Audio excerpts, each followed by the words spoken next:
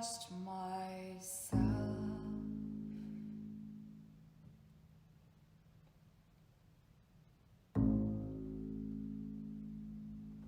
on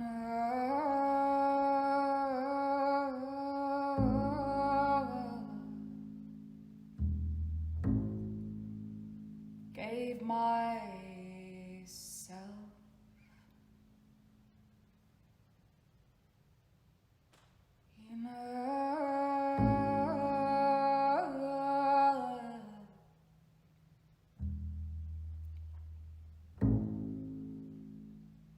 I was hypnotized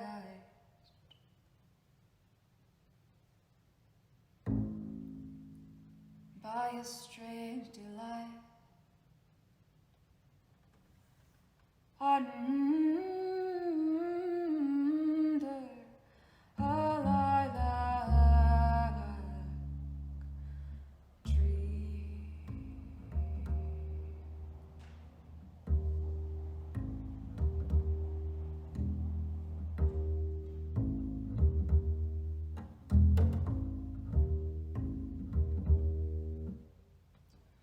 Lost myself on a cool, damp night. Gave myself in that misty light. I was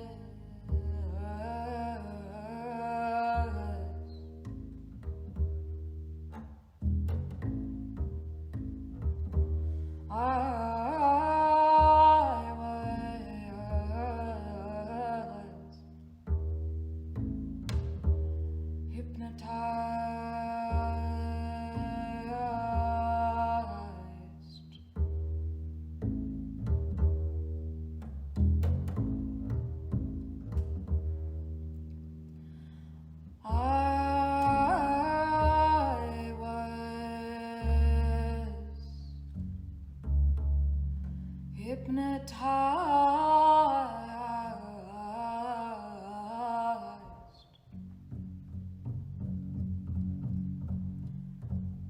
by a strange delight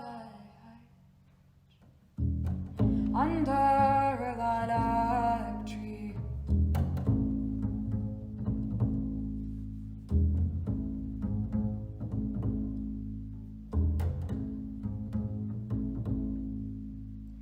I made wine from the lilac tree, put my heart in its recipe. Oh, it makes me see what I want to see and be what I want to be.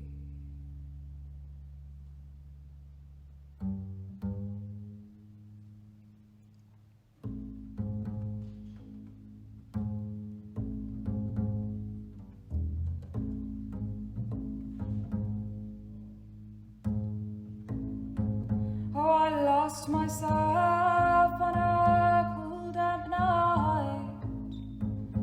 Oh, I lost myself on a cool, damp night.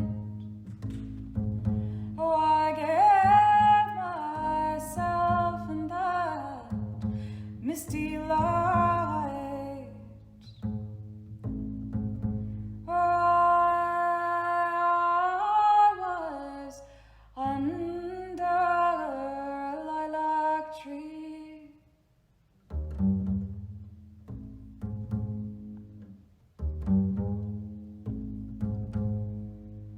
When I think more than I want to think, I do things I never should do.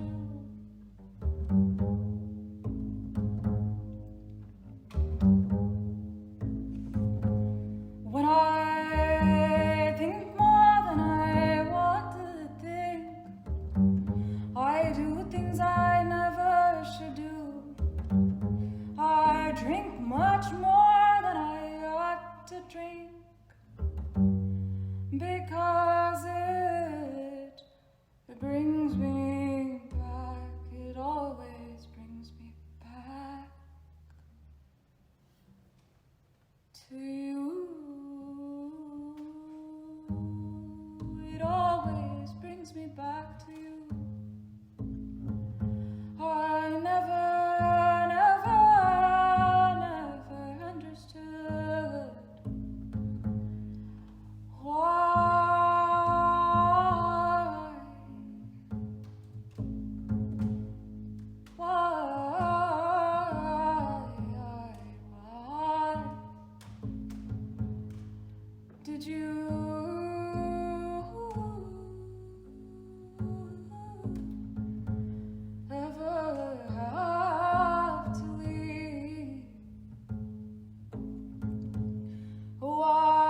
drink much more than I ought to drink. And I do things I should never do. When I think more than I want to think, it is in the hopes that it will bring me back to you, my love.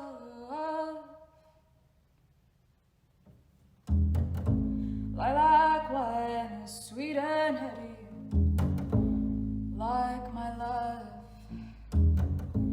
Lilac wine, I feel unsteady, like my love. Listen to me, I cannot see clearly.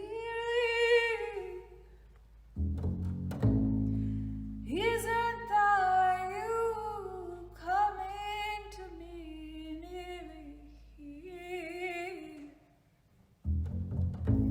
Lilac wine is sweet and heady, sweet and heady, where's my love? Oh, lilac wine, I feel unsteady. Where's my love? Listen to me, why is everything so hazy? Isn't that you, or am I just going crazy, my dear? Lilac wine, I feel unready. I feel unready for you, my love. Lilac wine, I feel unready.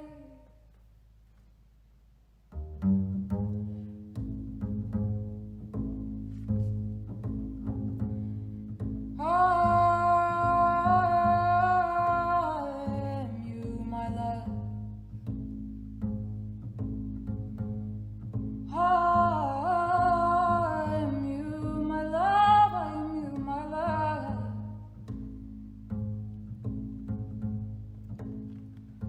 I am you, my love. I will find you, my love. Just come to our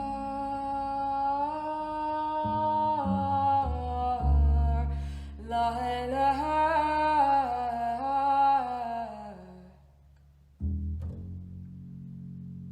tree.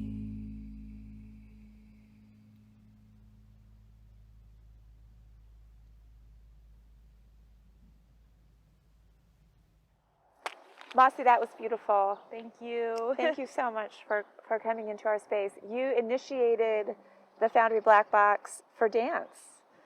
Came in, rolled out the Marley, brought your beautiful piece in. So it really reactivated the space. We haven't had anything really inside the Black Box too much.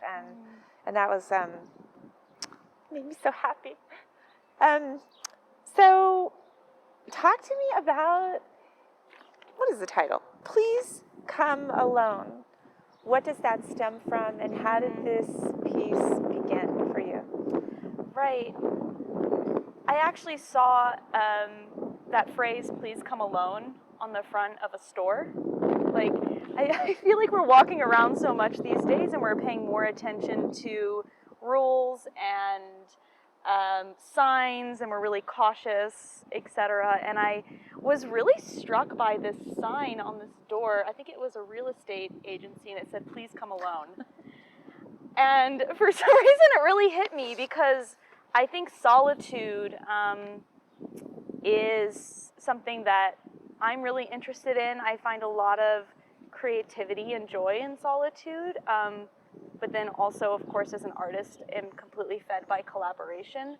So I think that that sort of mentality also was woven into the creation of this piece, and spending a lot of time alone in the studio, really investigating my own movement and what I'm interested in. And yeah, final thought on the Please Come Alone idea. I think that also stems from, I mean, basically what we just did was we captured something ephemeral so it can be seen forever on YouTube or some streaming platform for a long time.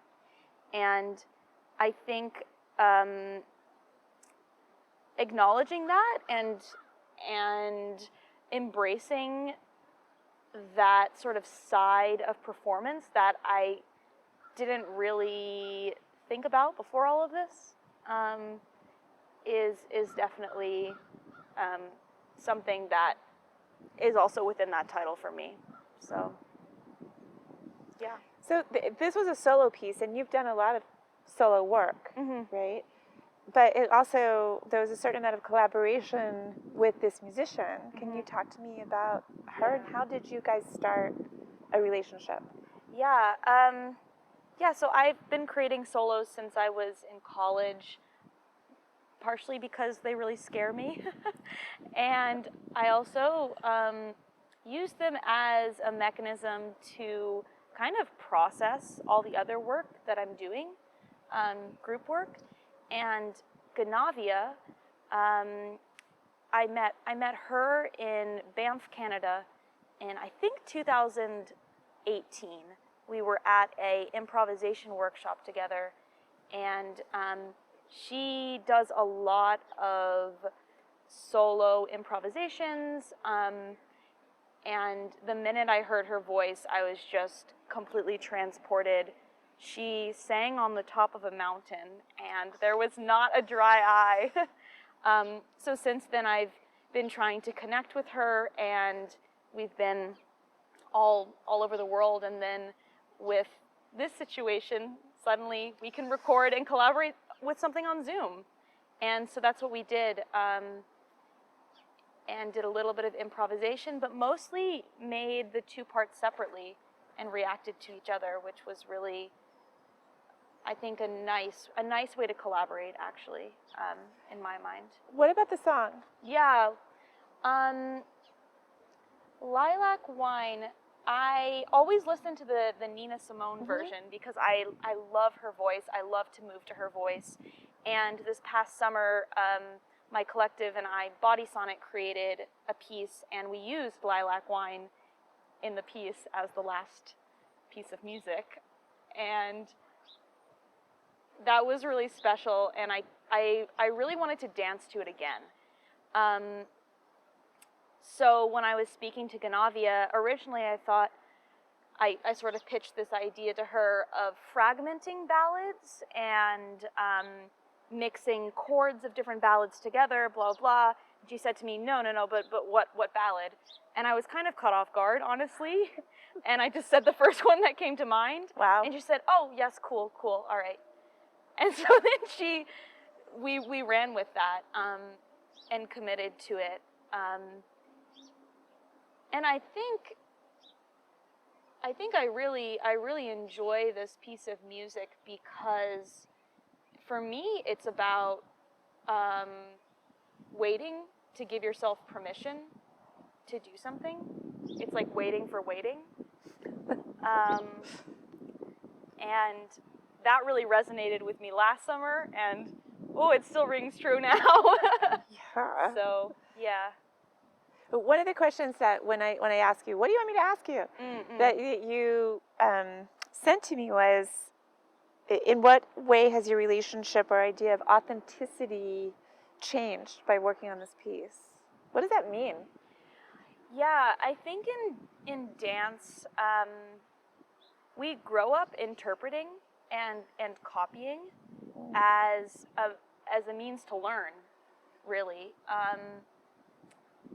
And as I was getting older and studying more and more dance techniques and working with different choreographers, there was always this question of authenticity and sort of what do you bring to the table, and what is kind of the thread through all those different languages that you can still speak in your own artistic voice. And so therefore I think that this sort of year of exploring and really having to confront your own habits, why you dance, why you want to move, why you want to continue doing this, even when it's not for anybody. That's what I think I meant by authenticity, and delving into your interests more as well. Yeah.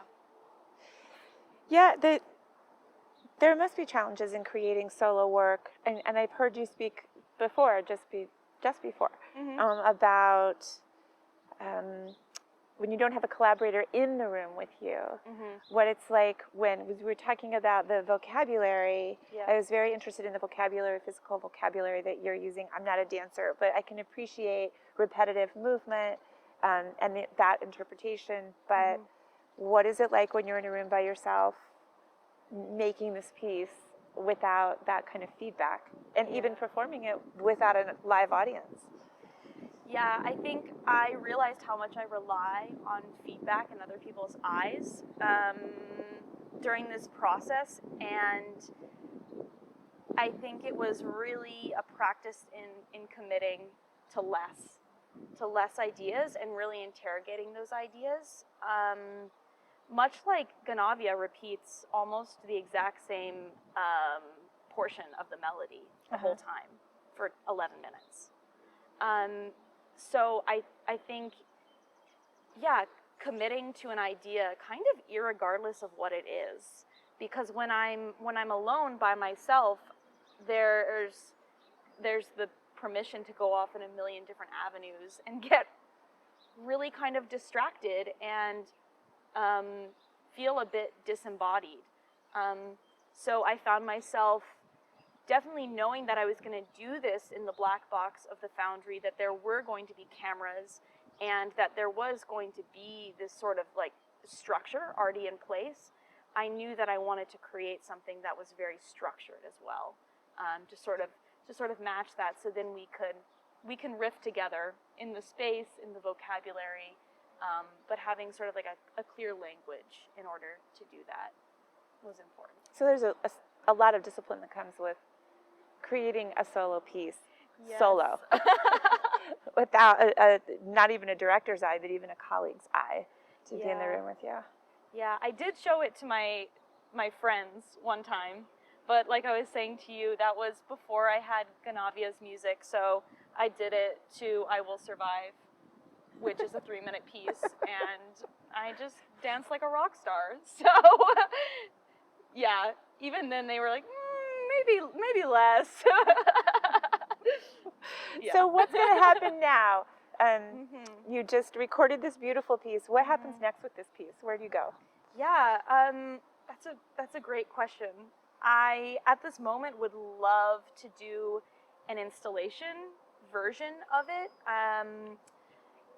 to work with another form. So this time I worked with the form of a ballad, and for this installation I would love to work with this idea of melodrama and dance to original recordings of ballads, and to be able to have people around and close, like I'm a piece of art in an art gallery, or that kind of idea. So I'm searching for a way to do that in the Berkshires in this moment with COVID, but I'm really intent on, after having this and taking advantage of this virtual world in the way that we just did, of having something that only happens once and it's different every time and it's a bit more durational, happens over a few nights, and is reacting to people around me. So that's so interesting. That I wonder, have you ever thought about doing something like in a storefront or behind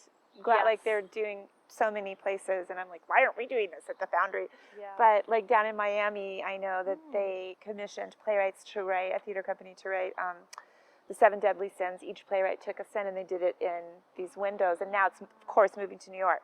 But that's sort of I mean, there's still something between you and the audience, but it's still live. At least it's live and it's in the moment. And I don't know, you can see them. Yeah. It's a thought. No, absolutely. I love that. We all have to continue to think about ways to reinvent. There's so many ways, though. There really are. Like, and I feel like even before this, the stage was this, like, the way that we interact on a stage and performance, it needed to step up its game somehow. It needed to adapt. And I mean, it was. There were immersive things happening, site-specific things, great, awesome. But I think, the innovation that's happening now is really wonderful. That being said, though, I did love feeling some stage lights in your black box. It is. It's great. Yeah. It's great, and I appreciate you bringing your passion and your talent to the space, and again, like reactivating it for us, because we have our head down to the ground just trying to survive. And so when I see something like that, I told you in the middle of your piece, I was like, oh right, this is why the Foundry's here. Oh yes, right. No, but so thank you. It's the same for me, because I've been doing this in a dance studio by myself. It's very different. So. I feel the same way. So might we see an incarnation of this coming up this summer, or is that too soon? Yes, this summer. Maybe. Okay. This summer. Mossy, can you tell our viewers how they can follow you? How do we see what's happening in your next pieces? Yeah. So you can follow me on my personal Instagram account, as well as my dance collective Body Sonnet. We both make art locally and in and around the United States. And yeah, you can also check out my website, mzparkharrison.com. Thank you. And thank you for coming tonight. We hope you loved this beautiful piece. And we hope that you will also follow us at thefoundryws.com. We are getting ready to open up in May. So check out all of the events that we've programmed all summer long through September and hopefully into October. Stay well, and thank you so much again for joining us tonight. See you soon.